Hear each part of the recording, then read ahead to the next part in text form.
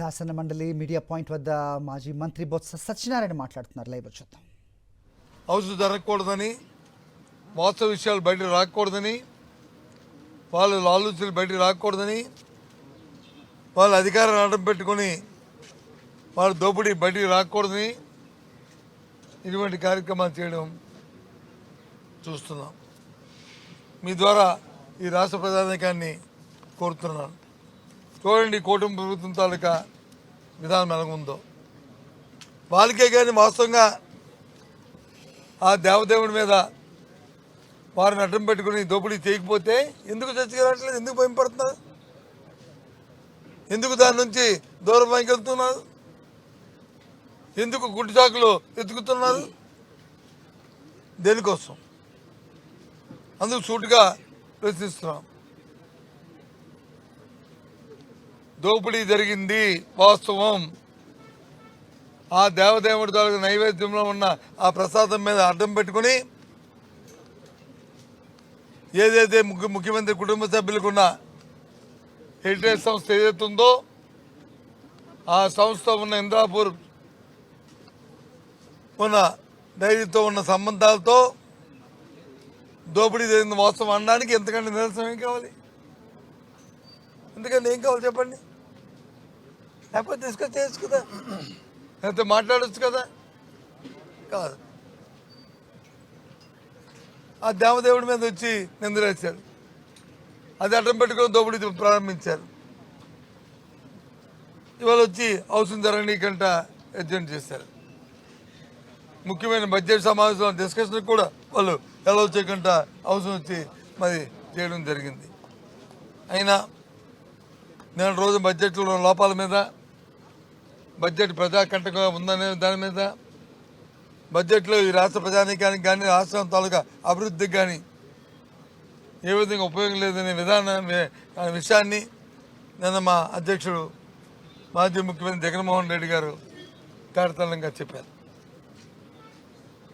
మీ పత్రిక ద్వారా ఈ రాష్ట్ర ప్రజానీకానికి మా సభ్యులందరం కూడా ఎవరికి అవకాశం ఉన్న వారికి అంశాల వారీగా నేను మీ ద్వారా ప్రజలకి తెలియపరుచుకుంటాం. ఇప్పటి నుంచి ఇవాళ రేపు ఎల్లుండు తెలియపరుచుకుంటాం. ఎందుకంటే ఈ ప్రభుత్వం ఏ వర్గానికి కూడా మేలు లేదు. ఒకే వర్గానికి మేలు. ఏ వర్గానికంటే చంద్రబాబు కుటుంబానికి సంబంధించిన వర్గానికి మాత్రమే, ఆయనకి మాత్రమే. అలా దానికే దోపిడీకి అంతే, ఇంకేం లేదు.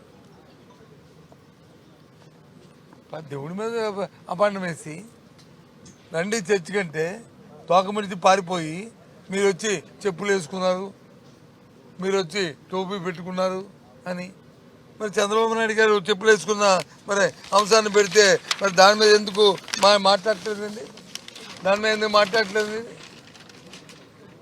మరి దీని మీద సమాధానం చెప్తారంటే ఇప్పుడు దానికి సమాధానం చెప్పాలి కాబట్టి తోకముడిచి పారిపోయారు.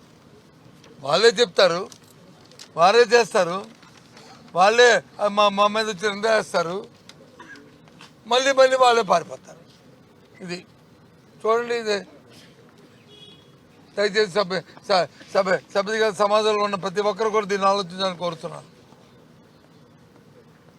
ఈ కూటమితో ప్రభుత్వం తాలూకా ద్వంద్వ వైఖరి ఆలోచించాలని కోరుతున్నాను. ఏ రకంగా మీకు దోపిడీ ఉందో, ఏ రకంగా ఈ పేరు పెట్టుకుని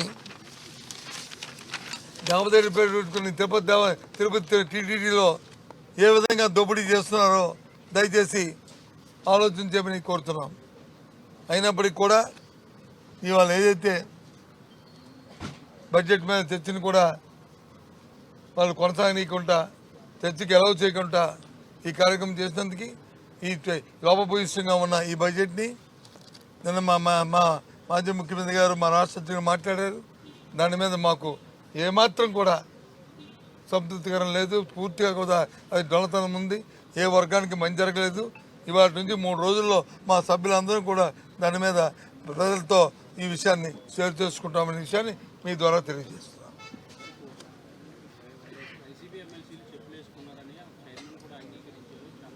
నో మేము చెప్పులు వేసుకోలేదు.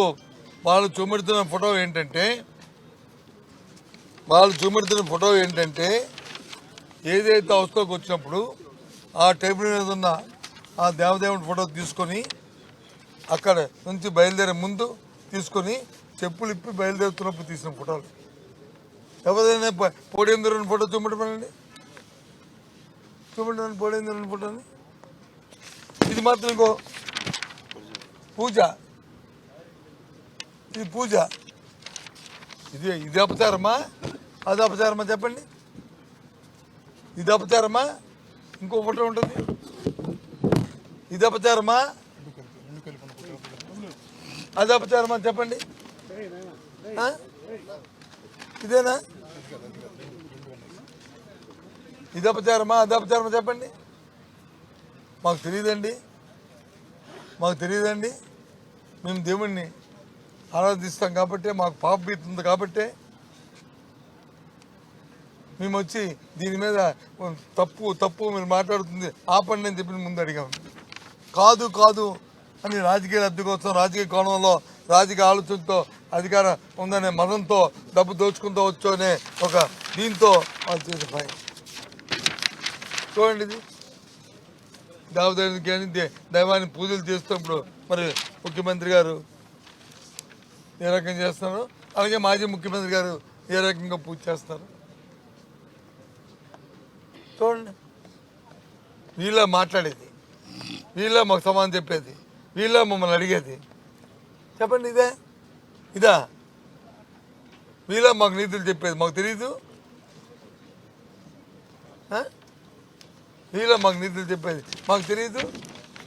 ఆ దేవదేవుని పవిత్రను కాపాడడానికి స్వర్గీయ రాజశేఖర రెడ్డి గారు వచ్చి అన్య మతాలు ఎవరు కూడా మరి తిరుపతి దేవస్థానం కొండ మీద కానీ ఆ ప్రాంతాల్లో కానీ ఏడుకొండ మీద వచ్చి చేయకూడదని జీవోలు ఇష్యూ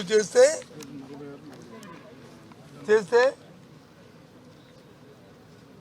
ఆ జీవోలను వచ్చి స్వార్థ రాజకీయాల కోసం నువ్వు సమావేశంకి వెళ్ళి ఆ సమావేశం దాన్ని రద్దు చేస్తానని స్వయంగా ముఖ్యమంత్రి చెప్పలేదా?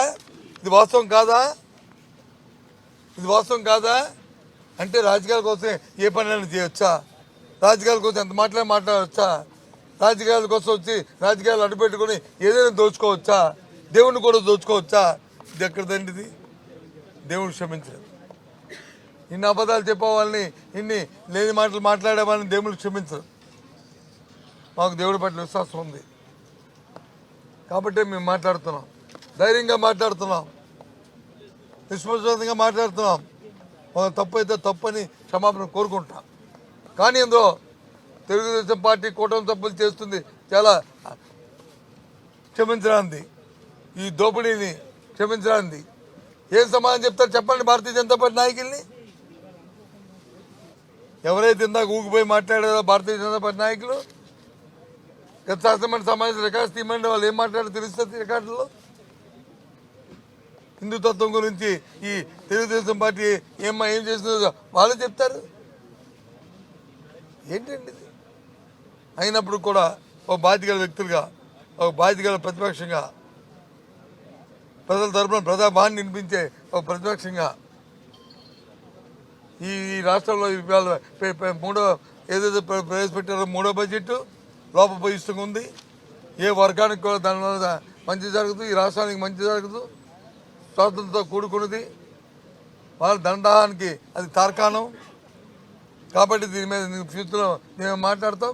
అలాగే సైమల్టేనియస్గా ఏదైతే దేవదేవుడి మీద వేసిన అభినందనలు ఉన్నాయో దానికి బహిరంగ క్షమాపణని చంద్రబాబు నాయుడు వారి కుటుంబ సభ్యులు ఆ పార్టీ చెప్పాల్సిందని డిమాండ్ చేస్తున్నాం.